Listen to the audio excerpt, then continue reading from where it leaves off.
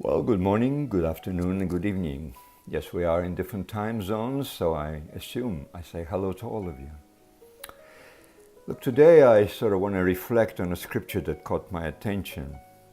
It was in Mathew 16, verses 24 to 25.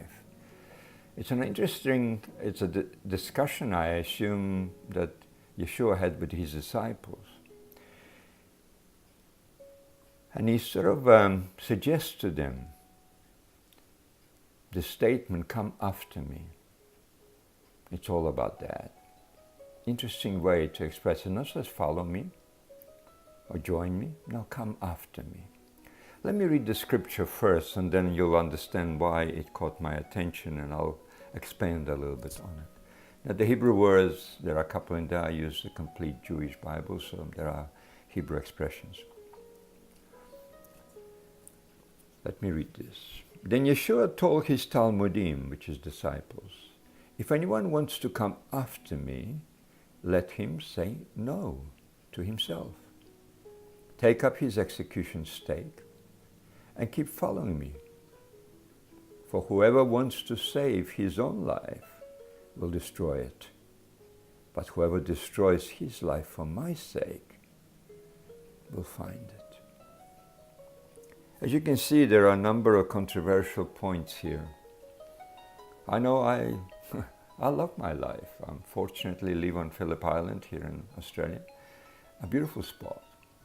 A few minutes from the beach, just up the road. I'm a fine art photographer. I enjoy what I do. Now here is Yeshua telling me those controversial things. So let's look at the first one. If anyone wants to come after me. Well, the question we all ask, do I want to go after Yeshua? Of course we do. We want to serve him. We want to be with him. But have we ever considered that we want to come after him? Do we put the same effort as we do if we come after an achievement we want to achieve, a holiday we want to go to? In our younger years, or even in our current years, we fall in love with somebody and we feel, wow, Lord, is that the one? Some of those issues. So we go after that. We actually study if it is a career, or we try to impress. So it's a fairly major statement. Rather than say, follow this, well, okay, I will follow. And then he says, let him say no. And in my verse here, it's capital N. No to what? To himself. Well, what is himself? What am I? Well, himself is everything that matters to me. As I mentioned, I live here on the island, and it's a lovely spot. I love my walks on the beach. I love when I go out and capture those images of creation. They're the things I enjoy. They are part of me. This is me, myself. So I'm supposed to deny myself to that. That's how I understand it. And then he says, take up his execution stake. Well, we all know what that means. It's the cross. He died for us. We're supposed to lay ourselves on that cross. Anything that is of us needs to be put down. And then he reminds us, well, I know it's hard, guys. He said, I know it's difficult what I'm asking you to do. I know it's very tough. But then he gives us an option. Well, for whoever wants to save his own life, what is my life? Well, all those things I mentioned, that is my life.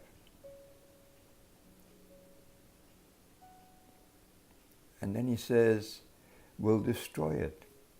So that means if I continue going after things that really, really pleases me, important to me, that means in the end, all these things will get destroyed. Well, that's true. Because if I really pursue, go after all those things, will I have time for Yeshua? Will I have the desire to go after him, to live a life that he has meant for me to live? I guess not. I guess not, because the focus will be all the things or for myself? What is it pleasing me? And you know, it's interesting, I was shared a story that goes back to the days of Yeshua about the Roman army. And of course the Caesar, I believe, what the story was about. Every now and then there are 100 prospective Roman soldiers are chosen to be his very personal guard army that he personally has.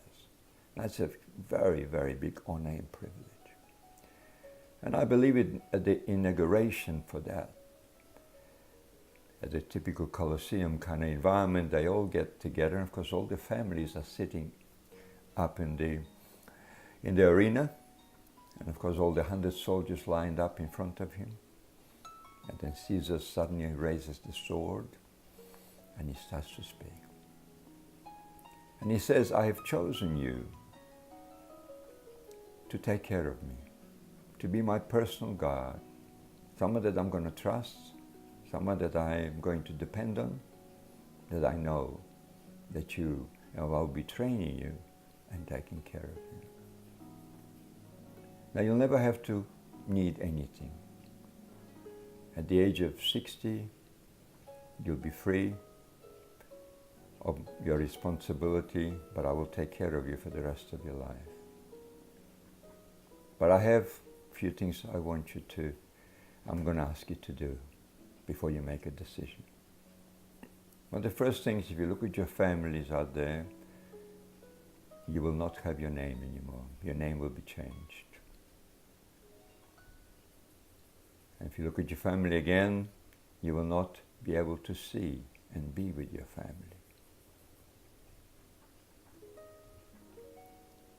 But you'll never have a need for anything. And the decision I'm asking you to make right now, you have a choice.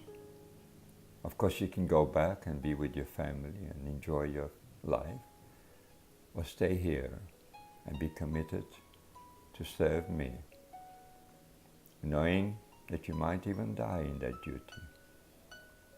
Now some, obviously, was a difficult decision, lose their name, lose their family. So they decided to go back to the family. And from what I understand, they say some families were ashamed that their sons didn't want to accept it. Now that little scenario that happened then, I think that is where I believe Yeshua has modeled this idea, what it means to go after him. And this is why he says we're to lose our own life. It doesn't mean we're to give up on, am I to give up on photography? No. But if that becomes my passion ahead of following, go after Yeshua, that means get to know him deeper, get to love him in a greater measure. Now, well, that'll destroy me, which in hand will destroy the photography. So, it's a hard message. And maybe it's not for everyone. But he was talking to his disciples. And he was outlining to them the prospect of their future. Now, for those that follow Shaul, Paul, he gives us a very good description.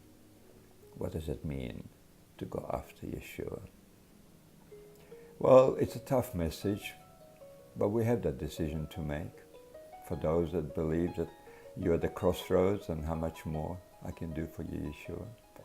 Well, that message is very clear, isn't it? Just go after him. And I'm delighted to do that. And yet, I haven't forsaken photography. Yet, I haven't forsaken having a reasonably good life and good health. I hope this message speaks to you. I hope it makes a difference how you follow Yeshua, how you go after him. It always reminds me my place. Where is it? It's always that he is and always will be number one in my life. So thank you, my friends. And if you enjoyed this message and you want to share it with your friends and others, by all means do so. But in the meantime, may the God bless you and keep you. And may He shine His light upon you. And may He bring the ultimate of shalom into your life. Shalom, my friends. From Voice for the Spirit Ministry. Bye.